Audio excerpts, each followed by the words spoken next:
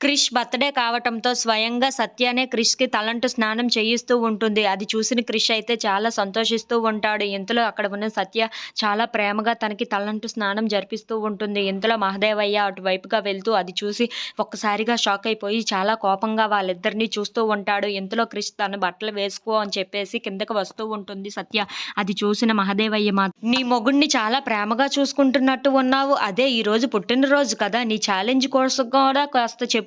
నీ ఛాలెంజ్ కోసం విని వాడు ఏమవుతాడో నేను చెప్పనా అని చెప్పేసి అయితే అంటూ ఉంటాడు. ఇంతలో అక్కడ ఉన్న సత్య మాత్రం చాలా కోపంగా మహదేవయ్య వైపు చూస్తూ ఉంటుంది. ఇంతలో అక్కడ ఉన్న మహదేవయ్య మాత్రం నీ ఛాలెంజ్ కోసం గాని వాడికి చెప్పావో అనుకో ఇంట్లో పెద్ద భూకంపమే వస్తుంది. వాడు ఏం చేస్తాడో తెలుసా? నీ మెడలో కట్టాడు కదా పుస్తల తాడు. ఆ పుస్తల తాడుని తెంచేసి కిందన విసిరేస్తాడు. నిన్ను కూడా బయటికి పంపించేస్తాడు అని చెప్పేసి అయితే అంటూ ఉంటాడు. ఆ మాటలు వినగానే అక్కడ ఉన్న సత్య మాత్రం చాలా కోపంగా మహదేవయ్య వైపు చూస్తూ ఉంటుంది.